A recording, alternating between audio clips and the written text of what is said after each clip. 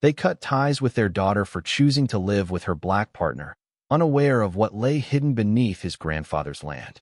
It began with a slammed door, a storm, and a father's final line, "You're no daughter of mine." She stepped into the night carrying only love and determination, never imagining that the same ground they insulted him for would one day humble them all. But the secret beneath that farm wasn't only wealth, it was accountability. Before we continue, we'd appreciate it if you subscribed. Your support helps us bring more meaningful stories. Now, let's begin. They insisted she was ruining her future the night she invited Malik to dinner. The roast sat untouched. The chandelier buzzed faintly. Her mother's smile faded first. Her father's fork paused midair. Emily felt her neck warm, yet kept her hand resting on Malik's arm. "You can't be serious," her father said. "This is temporary." Malik straightened. "Sir, I mean." "Respect," her mother interrupted. "We didn't raise you to mistake pity for love." The word lingered heavily. A cousin cleared their throat. Someone whispered that he repaired cars, as though it mattered. Emily noticed Malik rubbing his thumb across his palm. She nudged his knee under the table. "We're fine." She wasn't. Not fully. The room carried the scent of lemon polish and silent judgment. The conversation grew harsher in that quiet, controlled way wealthy families often used. Murmured comments drifted: scholarships, country clubs, the family name. Emily attempted reasoning. She tried reminding them of shared memories. Lake summers, her father showing her how to steer, the time he told her, "Trust your hands." He looked away. When she said, "I love him," the room shifted. A chair scraped. An aunt whispered, "Shameful." Her father delivered his final demand, "Choose." Outside, the cold air stung. Malik's breath rose beside hers in soft clouds. She chose, not with speeches, but by moving.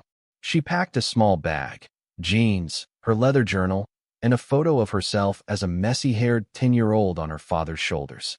Her mother stood in the doorway, arms folded. "You'll regret this," she said, without shedding a tear. The street seemed louder than usual, tires sliding on pavement, a dog barking a few houses away. Malik's old hatchback shook like loose metal. When the stair light flickered, he shrugged an apology. "It's not much," he said. "It's ours," she replied. The apartment smelled of fresh soap and a hint of engine grease. On the windowsill, a fading basil plant angled itself toward the streetlight. She slipped off her shoes, pressed her toes into a worn rug, and let out a small laugh, surprised by it. They ate ramen sitting on crates. He gave her the bowl, with fewer chips. She watched the steam drift upward and felt the tightness in her chest ease slightly. Two teenagers walked by in the hallway, saying softly, "Cute couple, lucky thing."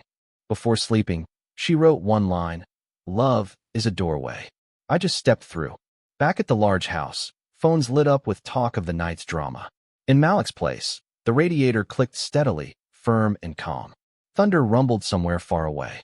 Emily listened, her hand resting on her journal, as if the storm was replying to a question she hadn't voiced yet. Morning light slipped through the thin curtains, drawing lines across the wall. The radiator hissed. Emily woke before her alarm and watched dust move in the air. Malik laced up his boots, shoulders slightly bent, hands moving fast. He kissed her temple. "Back late," he said. She nodded and tucked the blanket around him.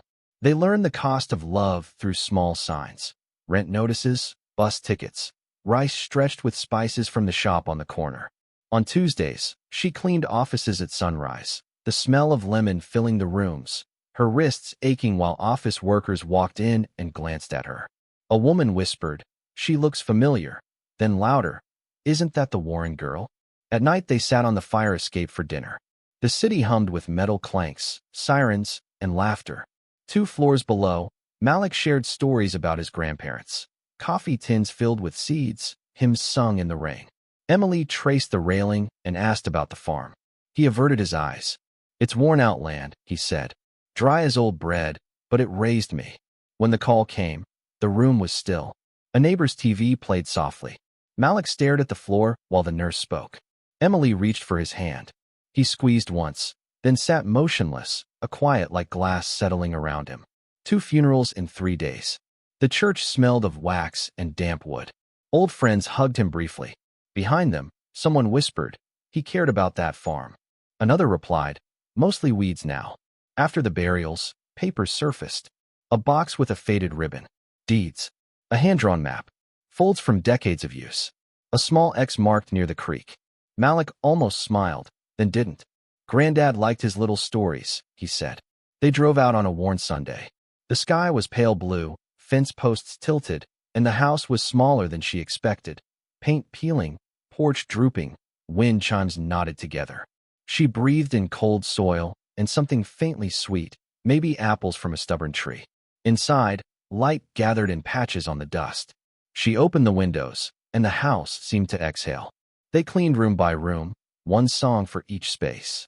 Emily wore his grandmother's apron decorated with small violets. Malik moved slowly through the rooms, running his hand along the walls. In the barn, they found jars filled with nails, a coat hook, and a faded sign that said, "Please close gate." A neighbor drove by on a four-wheeler and lifted 2 fingers in greeting. Word spread quickly. By midday, the clerk at the only store already knew. "City kids," someone muttered. "Give them a week." That night, they slept on a mattress and listened to coyotes outside. Emily wrote by flashlight, the pen scratching softly. She listed repairs like small hopes: roof, pump, fences, savings thin, patience slightly stronger than before. She paused and placed a hand on her stomach. The movement surprised her. She closed the journal and lay quietly as the house settled around them. In the morning, she followed the map to the creek, boots damp with dew. Malik walked the fence line, counting each post. She knelt where the X was marked and brushed aside leaves. All she uncovered was a flat stone and a circle of rusted bottle caps. She laughed softly and kept one as a good luck token. They didn't uncover hidden meanings. They found effort, and steady, persistent work began to shape them. The first clue came in a smell, metallic, faint, cutting through the damp earth. Malik was repairing the old pump near the barn, his wrench slick with oil, when the ground gave slightly under his boot. A hollow sound. He frowned, tapped the wrench again, and heard it repeat. Emily leaned over the fence, brushing straw from her hair. "What is it?" she asked. He knelt down, fingers tracing the outline of something firm beneath the soil. A box, maybe iron, maybe simply hope. The lock was rusted shut. They forced it open with a screwdriver and a quiet breath. Inside, wrapped in waxed cloth, were folded documents stamped with a logo, Fleming Mining Company. Leases from 1943, signatures, and a hand-drawn diagram of mineral veins running beneath their land. Emily's voice fell to a whisper. "Is this real?" Malik studied the seal, his grandfather's name written in smooth, looping ink. "I figured," he said softly. The following days became a blur. Phone calls, old files at the county office, and a retired lawyer who remembered his grandfather's determination. Beneath the farm lay a gold vein once abandoned during a company dispute. The rights had never been sold. Ownership had simply continued down the family line, quietly and consistently. Emily didn't sleep that night. The old house seemed to hum as if recalling its own history. She thought about every remark and every whispered judgment. Malik sat at the table, the lamp casting a soft glow across his face. "We could risk everything trying to follow this," he said. She smiled lightly. "Or we could risk nothing and stay broke." They started by slowly leasing survey tools, speaking with prospectors, and pushing away doubt with cups of coffee. The first sample test showed a faint shimmer under the light, tiny flecks moving in the pan. Malik's hands shook. "It's there," he said. The months that followed were steady, careful, almost respectful. They registered Turner Mining Company in a borrowed office with a folding table and a shared laptop. Malik worked from sunrise to sunset, sweat running down his back, while Emily managed paperwork and paychecks, the smell of ink and metal becoming familiar. One morning, the local radio mentioned it. "A new operation revives old land in Edge County." They stood outside listening, sunlight breaking through the fog. Emily rested her hand on her stomach again, smiling at the quiet secret growing there. By winter, drills traced the rhythm of the ground. Gold dust gathered in filters, small at first, then consistent. Malik bought new boots and left the price tag on for a week, joking about it. The town that once called them careless now addressed him as Sir. One evening, they stood beside the creek. The water shone amber in the dusk. Malik held up a nugget, his palm shaking. "For them," he said, thinking of his grandparents. Emily rested her head on his shoulder. For us, too. The air held the scent of rain and fresh starts. In the distance, thunder rolled, not as a warning, but as something closer to approval. By spring, their story had reached far beyond the county. News anchors smiled on screen. Local couple strikes gold, literally. Emily's maiden name appeared in headlines like a reminder she thought she had left behind. At first, she laughed. Then came the letters, old friends reaching out, invitations to charity events that once ignored her. And then her parents arrived. They showed up unannounced, their black sedan moving slowly down the dirt road, windows darkened against the farm's sunlight. Malik spotted them first through the kitchen window. The same hands that once shook over rent now steady around a mug. He didn't speak, just nodded toward the driveway. Emily stopped mid-step. Her heartbeat felt loud enough to rattle the table. The doorbell rang, overly polite against the backdrop of tractors and cicadas. When she opened the door, her mother stood there in pearls, eyes red but focused. Her father's face was paler, his posture bent by something heavier than age. "Emily," her mother said, voice catching slightly. "We saw the news. You disowned me." Emily replied, calm but firm. Her father exhaled. "We were wrong about him.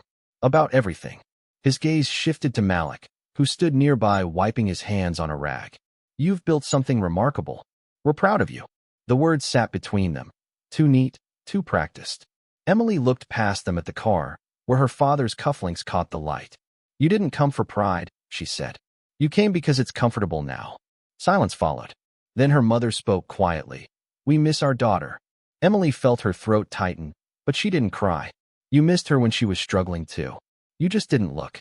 They left after an hour of stiff conversation and untouched tea. Malik didn't say much.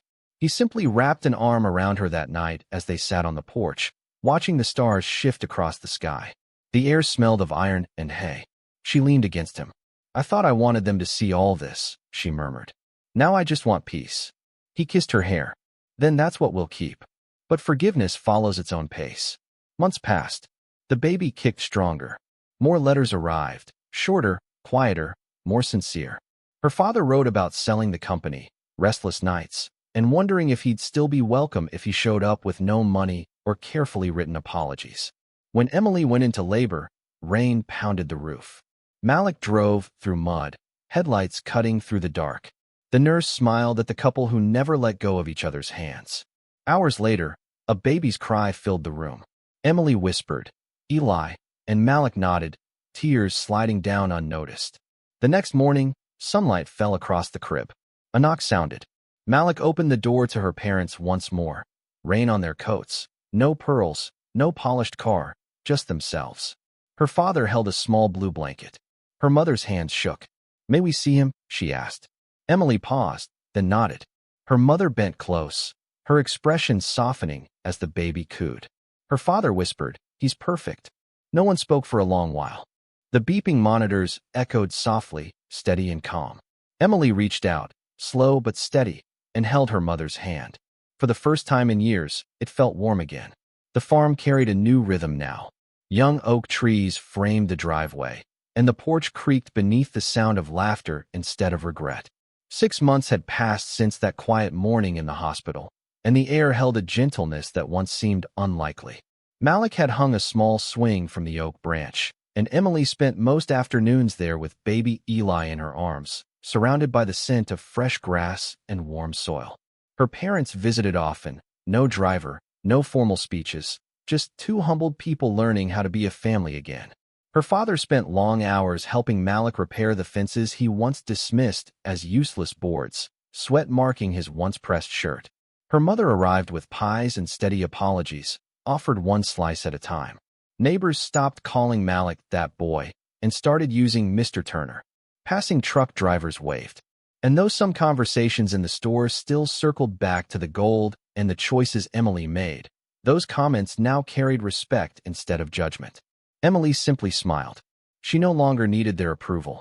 One evening, as the sunset cast the fields in bronze, she watched Malik walk back from the mine entrance, his shirt covered in dust, light catching in his hair. He waved with that same quiet smile that began everything. She whispered, "We made it." And Eli gurgled in her arms as if he understood. Later, the family gathered for dinner beneath the white oak. The table was mismatched, old wood, new laughter. Her father raised his glass, not in honor of money or property, but to the courage that brought them this far. To love, he said softly. And to second chances, Malik added. Emily looked around at faces once divided by pride and now connected by something steadier. As the sun set, cicadas filled the air. The gold underground still gleamed unseen, but it no longer mattered.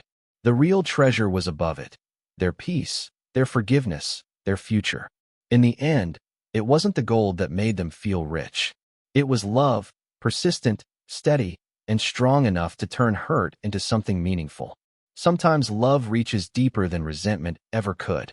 What was once buried in shame, destiny uncovered in gold. If this story touched you, don't just scroll, share it.